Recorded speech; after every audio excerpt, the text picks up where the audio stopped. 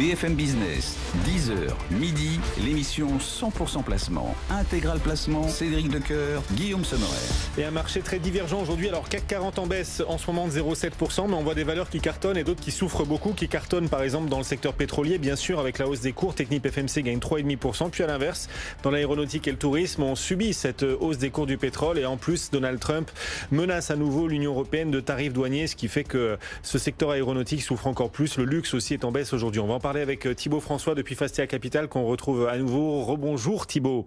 Rebonjour CAC 40 qui sort quand même de 4 semaines de hausse d'affilée. Comment est-ce que vous percevez, réagissez à cette baisse du jour, moins 0,6%?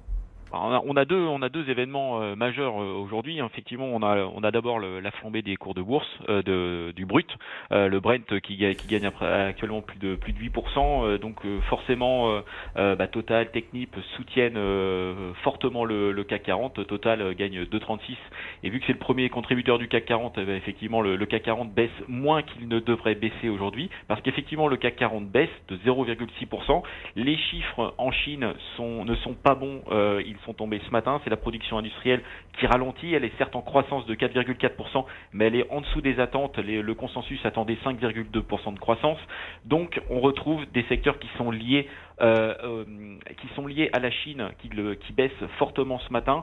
On a notamment le secteur automobile. Peugeot perd 0,9%, Renault perd 2%. On a le secteur du luxe aussi qui perd 2,5% pour LVMH, moins 0,7% pour Kering. Donc, les secteurs liés à la Chine sont sous pression, et on a aussi les secteurs type aérien qui est sous pression par rapport au pétrole, notamment Air France qui est en chute de pratiquement 4% ce matin. Donc la flambée des cours du brut d'un côté et les secteurs liés à la Chine de l'autre côté. Donc c'est vrai qu'on a des secteurs qui réagissent très différemment ce matin sur la bourse de Paris. C'est le moins qu'on puisse dire dans ces marchés qui manquent de certitude. Est-ce qu'on arrive à se forger des convictions? Quels sont vos choix, les thématiques sur lesquelles vous arrivez à fixer un cap d'investissement chez Fastea? C'est particulièrement difficile en ce moment parce qu'on est en plus entre différents discours de banques centrales. On a eu la BCE qui a parlé la semaine dernière, qui a été encore conciliante par rapport au marché.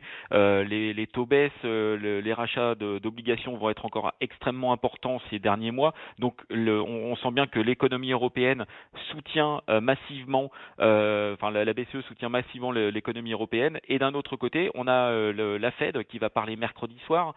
L'économie américaine va bien mieux que l'économie européenne, mais malgré tout, les taux devraient baisser, on va dire de façon préventive par rapport à ce qui se passe entre la guerre commerciale entre la Chine et les États-Unis. Donc on se retrouve toujours avec énormément de liquidités sur les marchés financiers, avec une recherche de qualité sur les actifs à risque, notamment les valeurs de croissance qui ne faiblit pas depuis de nombreux mois.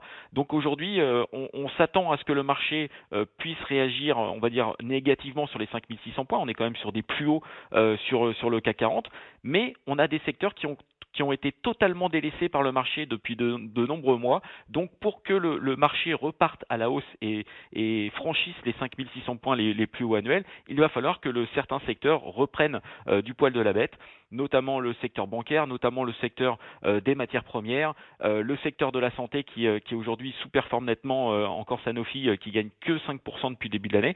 Donc aujourd'hui, s'il n'y a pas de reprise en main de certains secteurs, le CAC 40 va aller difficilement plus haut en continuant à acheter le secteur du luxe ou le secteur aéronautique qui se sont très bien comportés et qui arrivent à mon avis à des plus hauts historiques, et on va avoir peu de potentiel dans les prochains mois. Donc stratégie qui est plutôt value, mais avec un marché qui est quand même sur les plus hauts actuellement. Merci Thibaut pour ce panorama des grands enjeux qui agitent le marché et le potentiel de cet indice CAC 40 et de nos valeurs françaises. Thibaut.